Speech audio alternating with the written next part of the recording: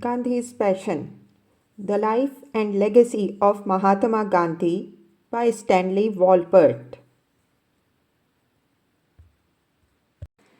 Another devastating earthquake struck South Asia on May 31st, 1935 in Quetta, reducing that Balochistan city to rubble and claiming tens of thousands of lives. The appalling disaster in Quetta paralyzes one. Gandhi wrote, "It baffles all attempt at reconstruction." He then repeated what he had said of the Bihar disaster, insisting that there was a divine purpose behind every calamity. He prescribed inward purification through prayer as the only cure for such natural tragedies. 6 months later, when his blood pressure jumped to over 200, Gandhi broke down and was confined to bed under doctor's orders for almost 2 months. "The strings of your life, mine and everybody else's, are held by Mira's Lord," he wrote Vallabhbhai, disobeying his doctor's order by doing so. Though he, Mira, Vinoba, and many other worthy members of his ashram labored every day round the clock, their village uplift work proved so daunting a task that few tangible results could be seen, leaving him as tired and depressed as he had ever been. The people's indifference persists. One village volunteer reported wearily, "There is no end to the difficulties." Meera volunteered to live in village Sindhi, where she labored every day picking up all the excrement of its villagers, dropped as night latrines until she too fell ill and high fever forced her to leave for the hills. Many educated Indians viewed Gandhi's passionate preoccupation with rural uplift with skepticism.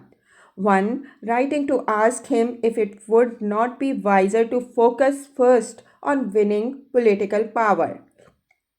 "One must forget the political goal in order to realize it."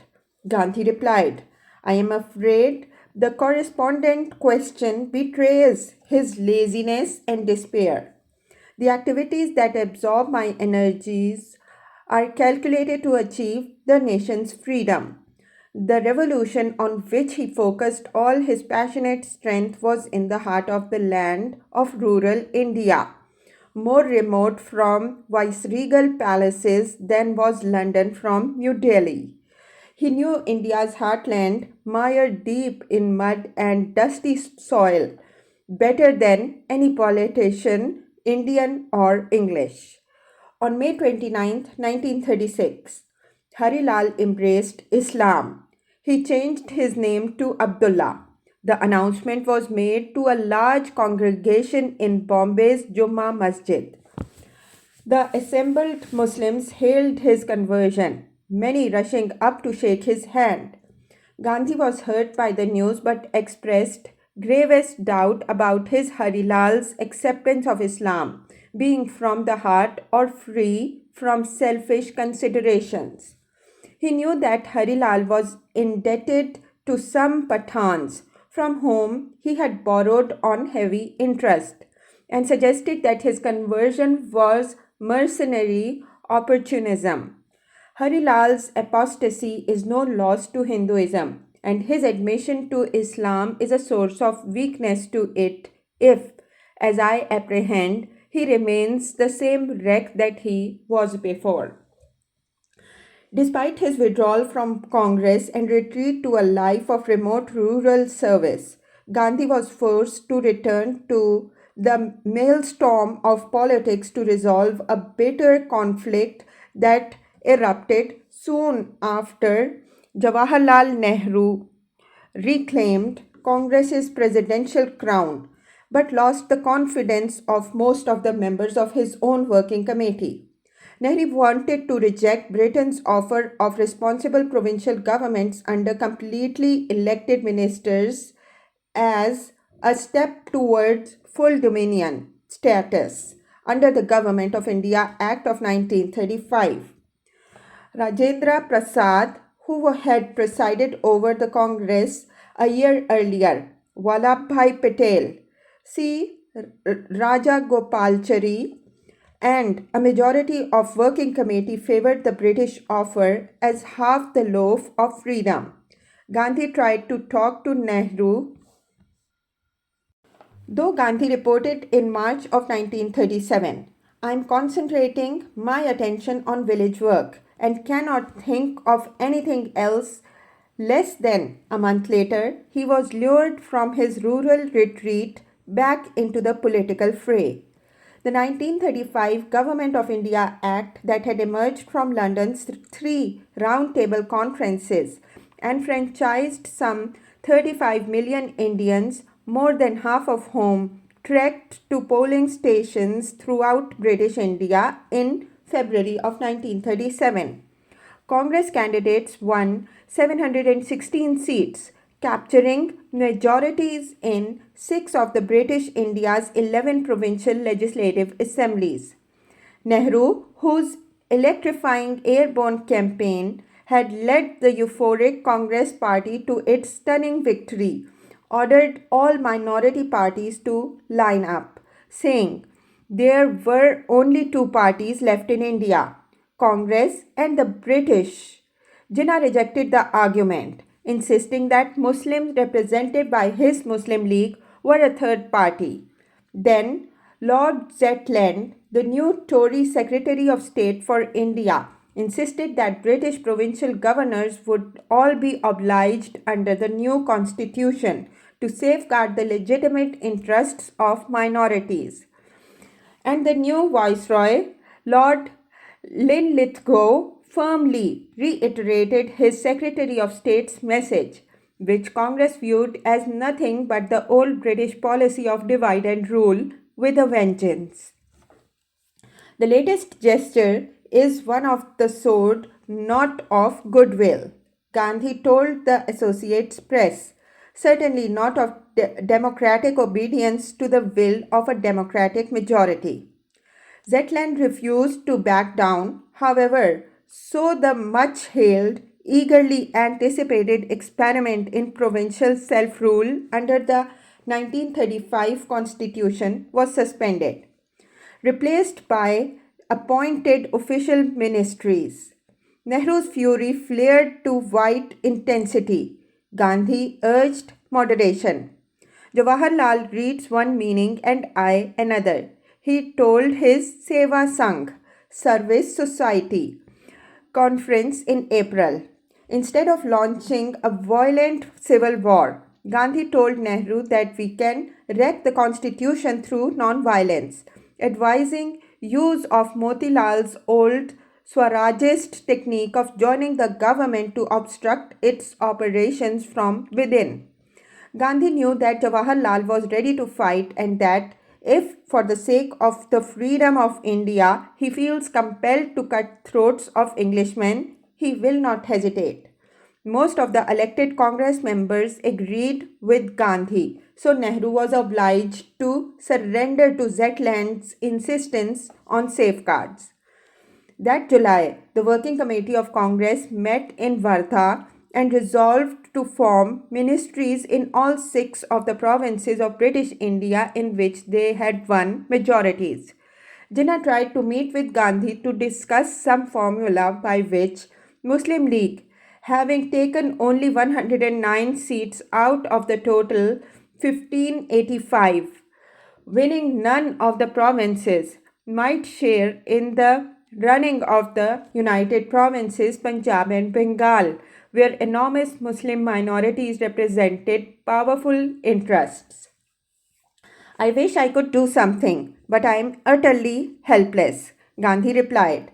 My faith in unity is as bright as ever, only I see no daylight out of the impenetrable darkness. It was to be the last time Jinnah would appeal politely for Gandhi's help in winning the support of his more radical young Congress friends for any multi-party provincial cooperation. Nehru's plan for governing all pluralistic provinces was to appoint Congress national Muslim ministers to every province with a substantial Muslim populace. Congress Maulana Abul Kalam Azad helped Nehru to select the best Congress Muslims for each of those powerful cabinets, thereby leaving reactionary Jinnah and his Muslim League out in the cold. That October, Sherwani coated Jinnah wearing a black Persian lamb hat, soon identified the world over as the Jinnah cap, addressed 5,000 members of the Muslim League over which he now permanently presided in Lucknow. The present leadership of the Congress, Jinnah thundered, has been responsible for alienating the Muslims of India more and more by pursuing a policy which is exclusively Hindu. And since they have formed governments in the 6 provinces, they have shown more and more that the Muslims cannot expect any justice or fair play at their hands. They refused to cooperate with the Muslim League and demanded unconditional surrender. Jinnah spoke with such power and authority that he was hailed thereafter by millions of Muslim followers as their Qaid-e-Azam, great leader. Bracing his party for the struggle ahead, he reminded them, no individual or people can achieve anything without industry, suffering, and sacrifice. 80 million of the Muslims in India have nothing to fear. They have their destiny in their hands, and as a well knit, solid, organized, united force, can face any danger and withstand any opposition. Vallabhbhai, always the supreme realist, understood how potent a political force Jinnah was destined to become and urged Gandhi to meet with him in October 1937. But Bapu replied that Jawaharlal doesn't desire it. Nehru's personal and ideological antipathy to Jinnah thus prevented a meeting that might have brought Congress and the League together to govern India's most populous provinces. Gandhi also appreciated Jinnah's power but feared losing his hold over Nehru more than risking greater alienation of the League's Qaid. Gandhi journeyed to Calcutta at the urgent request of Nehru, Subhas Bose, and other members of Congress Working Committee who were all eager to consult him on many troubling matters. He also met with the governor of Bengal. By mid-November, when he headed back to Wardha, he felt weaker than he'd been since long fast. I need prolonged rest from all mental toil, he informed Jawaharlal, reporting on his efforts to resolve the conflicts in Bengal. If we cannot control the situation, our holding of offices is bound to prove detrimental to the Congress cause. A few days later, he wrote in Harijan of those storm signals, indicating that Congress provincial ministries were losing control over forces of disorder. The pains and problems of power daily loomed larger. To Gandhi's mind, at least, it seemed certain that the Congress organization needed strengthening and purging. But extreme exhaustion caused his blood pressure to shoot up again, and doctors urged rest on Juhu Beach, where he went in December. In mid-January, he returned to his ashram to meet there with Whitehall's Under Secretary of State, Lord Lothian. My ambition is to see the Congress recognized as the one and only party that can deliver the goods, Gandhi told Lothian. The British Indian Federation, a union of princely states and provinces, was to have been inaugurated as the final fruition of the 1935 Act. But Gandhi and Congress urged the British to wait, eager for the election of an Indian Constituent Assembly to draft a constitution to replace the present act. Though a Congress ministry now ruled in the United Provinces, Hindu-Muslim riots continued in many parts of that most populous multicultural province of British India. Allahabad itself, Nehru's birthplace and now headquarters of Congress, was the venue of deadly riots in March 1938. The communal riots in Allahabad, Gandhi wrote, and the necessity of summoning the assistance of the police and even the military show that the Congress has not yet become fit to substitute the British authority. It is best to face this naked truth, however unpleasant it may be. Congress ministries were not only corrupt and ineffectual but riddled with nepotism, leaving most Muslims feeling neglected in employment as well as education. I do not want Swaraj without Hindu Muslim unity, Gandhi told a large meeting of his Seva Sangh. I want that in independent India, Hindus should not suppress Muslims nor Muslims Hindu. I want to see that all are equal. Late in April of 1938, Gandhi agreed to meet with Jinnah alone in his home atop Bombay's Malabar Hill. That Congress League summit attracted press notice in London as in India, rousing popular hopes that Hindu-Muslim settlement might at last be imminent. Gandhi cautioned against undue optimism, telling reporters on the eve of that interview with Jinnah that he felt himself in a slough of despair. Nehru strongly opposed the meeting but had just been obliged to relinquish his Congress crown to Subhas Bose and was preparing to leave India for Europe and London. It hurts me that at this very critical juncture in our history, we do not see eye to eye in important matters. Gandhi wrote Nehru, I can't tell you how positively lonely I feel to know that nowadays I can't carry you with me. Gandhi reached Jinnah's home late on the morning of April 28, 1938. We had 3 hours friendly conversation over the Hindu-Muslim question and the matter will be pursued further. The public will be informed in due course of its developments, was the only statement they agreed to issue to the press. Immediately after what he later termed that galling meeting, 69-year-old exhausted Gandhi left by train for the north-west frontier to meet with his Muslim disciple, Frontier Gandhi Khan Abdul Ghaffar Khan. Jinnah was 7 years Gandhi's junior, and thanks to his impeccable attire and elegant grooming, looked much stronger as well as younger. But he too was exhausted, his smoke-riddled lungs afflicted by pleurisy as well as the incipient tuberculosis that would claim his life a decade later. The Allah of Islam is the same as the God of Christians and the Ishvara of Hindus, Gandhi told his large Pathan Muslim audience assembled in Peshawar's Islamia College. Living faith in this God means acceptance of the brotherhood of mankind. It also means equal respect for all religions. Gandhi hoped to win back the support of most Muslims, which he had enjoyed during the Khilafat struggle in the aftermath of World War I. He tried his best to develop his powerful frontier Khan into a reincarnated image of the brothers Ali.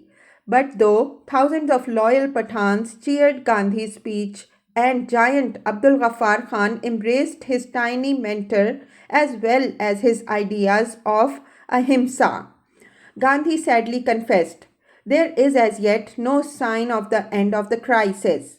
Not only did Hindu-Muslim conflicts and communal killings continue in Bengal, Bihar and the United Provinces, but in his own heart and mind, Gandhi found that darkness is still there, an unaccountable dissatisfaction with myself, moodiness wholly unnatural to me.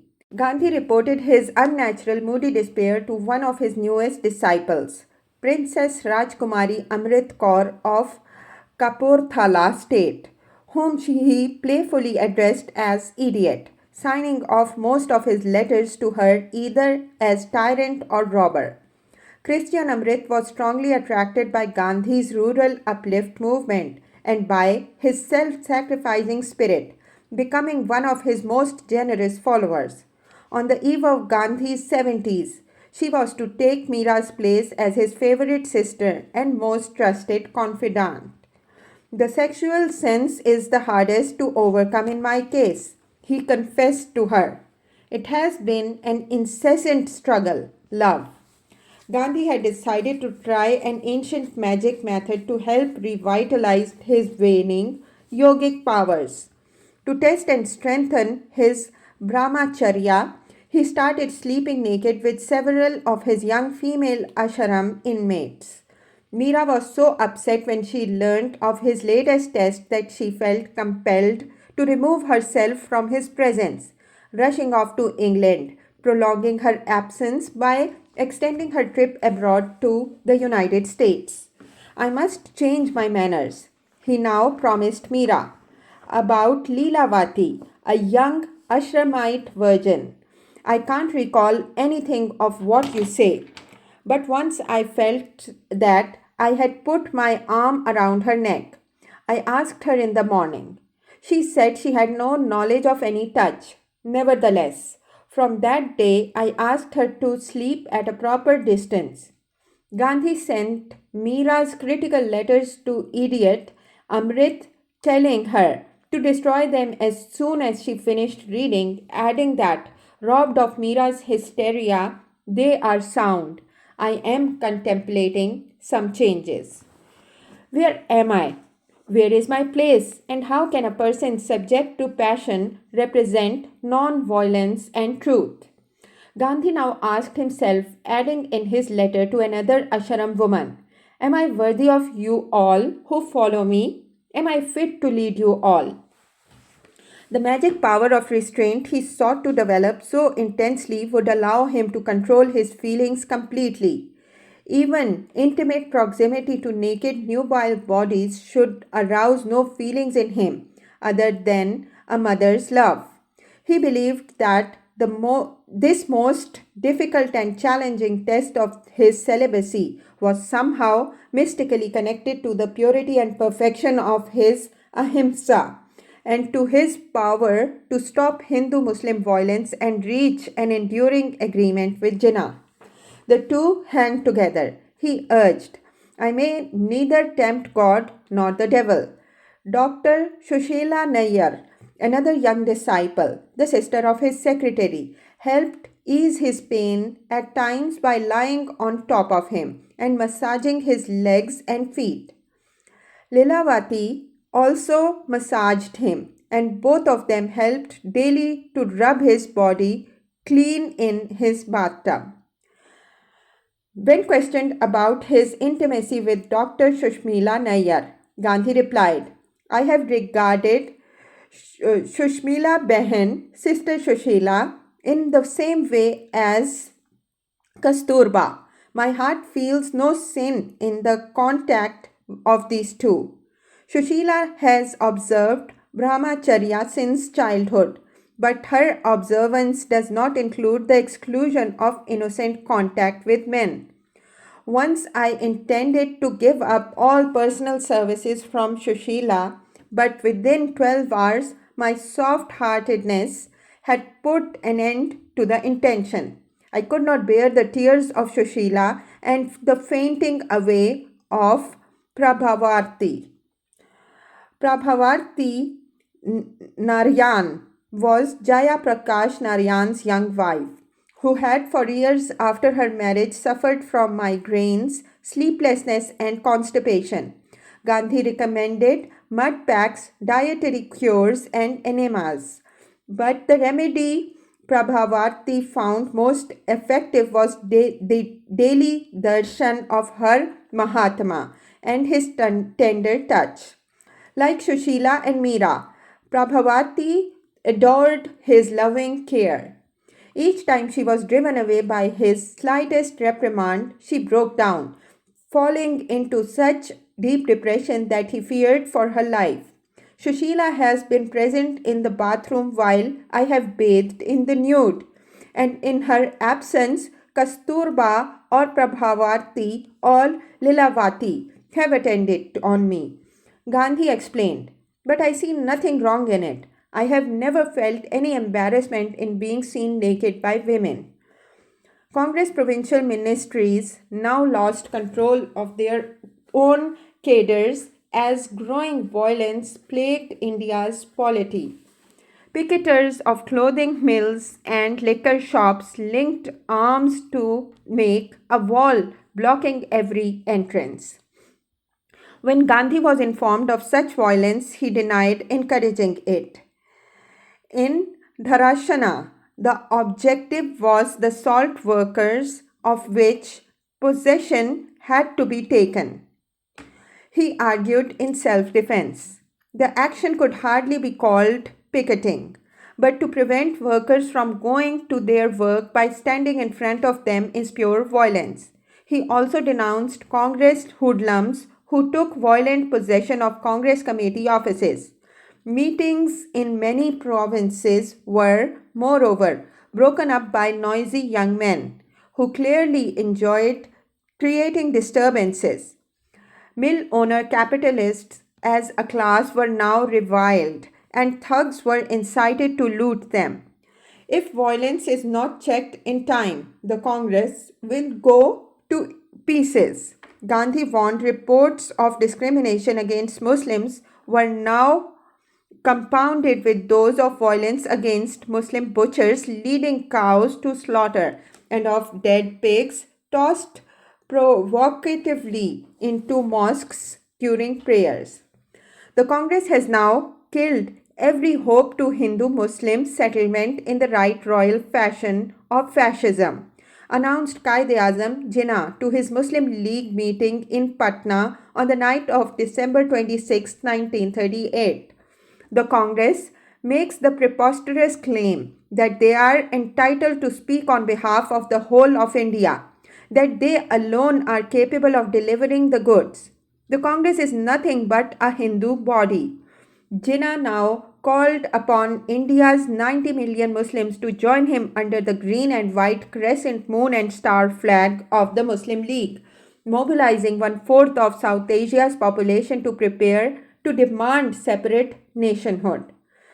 Crediting Gandhi as the evil genius behind Congress's religious ideal, namely to establish a Hindu Raj over India, Jinnah was trying more effectively to unite British India's deeply divided Muslim forces under his own leadership. But Gandhi was faced with more powerful opposition within the Congress itself than he had confronted since Nagpur in 1920. Bengal's brilliant young Netaji leader Subhas Chandra Bose, who had presided over the last Congress session at Haripura, insisted on a second term, which he won over Gandhi's outspoken criticism in 1939, the first contested election ever held for Congress president. Like Nehru, Bose was much more militant than Gandhi and also socialist, though closer to Mussolini's variety of National Socialism than either to Marxism or Fabianism. Bose had earlier cooperated with Nehru in organizing peasants and workers as well as young intellectuals to fight against exploitive Indian landlords, mill owners, and the British Raj. Gurudev Tagore warmly supported Bose's candidacy and aspirations, as did virtually all Bengalis. Gandhi never trusted Bose, however, fearing his faith in violence, and Nehru viewed him as rival than comrade. Bose now not only defied the Mahatma, who had urged him to step down after completing his year as president, but narrowly won re-election. Bose felt most treacherously betrayed by Nehru, moreover, as by the rest of his working committee, all of whom resigned shortly after his re-election. He knew then that though he had beaten Gandhi at the polls, the working committee's satyagraha against him would paralyze him from attempting more radical reforms. Shri Subhas Bose has achieved victory over his opponent. Gandhi wrote in January 1939, "I must confess that I was decidedly against his re-election. The defeat is mine. Hardly the sort of admission to expect from Congress's supreme dictator, as Jinnah had accused him of being less than a month before.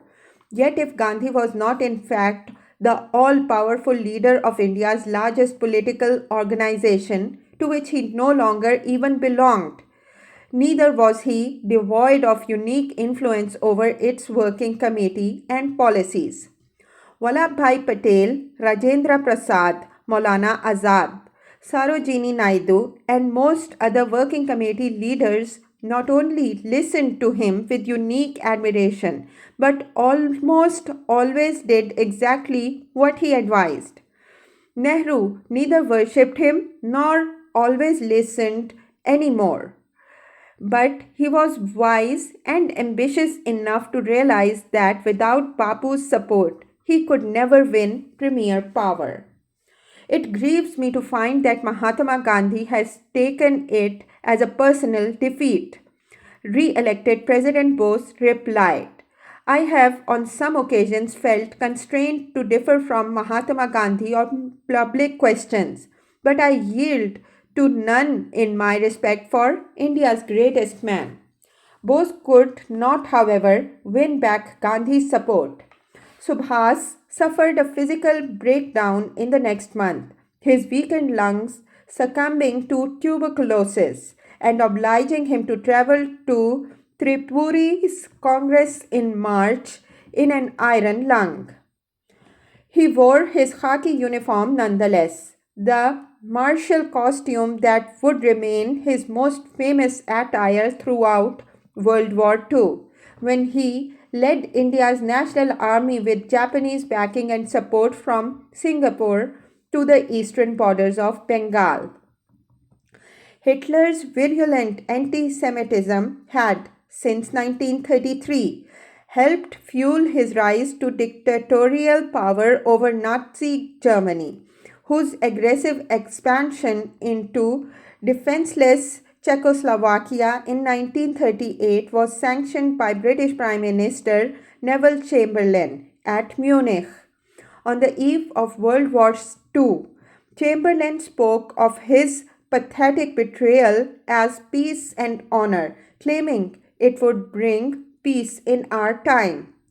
Gandhi, when asked what he thought of Hitler's persecution of the Jews, replied, My sympathies are all with the Jews. The tyrants of old never went so mad as Hitler. But when asked what he would do to help move the world toward peace, Gandhi expressed his support of Chamberlain's policy of appeasement and called for simultaneous world disarmament. I am as certain of it as I am sitting here that this heroic act would open Hitler's eyes and disarm him. To Agatha Harrison, he wrote in May, My position in the event of war would be personally no participation. He would not forget India's tragic aftermath of World War I and would never again raise an ambulance corps to serve any British army. Gandhi tried in vain to bring peace at this time to Rajkot, the Gujarati princely state in which his own father had served as chief minister and where he had spent so much of his youth. Despite Congress's victory in elections and the substantial power Congress ministries enjoyed in most of the provinces of British India, some 550 princely states still remained autocratic enclaves ruled mostly by petty tyrants. Gandhi wanted to help his brother Vallabhbhai, who had negotiated what he thought was an agreement for Congress with Rajkot's prince, only to find it sabotaged by that puppet monarch's own chief minister. Surely, Gandhi thought, these Gujarati brethren of his would be sensible enough to allow him to resolve their family squabble. So he returned to his home state to straighten everything out, or so he imagined. But neither the prince nor his minister cared for this Mahatma's advice or would follow it. And soon their intransigence proved so galling that Gandhi announced his resolve to launch individual satyagraha against them by fasting. That precipitous decision was abandoned just a few days after his fast began. However, with Gandhi appealing for help to the viceroy, whose paramount power ruled over all the princes. He obviously should have known better than to expect any English officials to protect him and his people from the violent incompetence, stupidity, and venality of his fellow Gujaratis.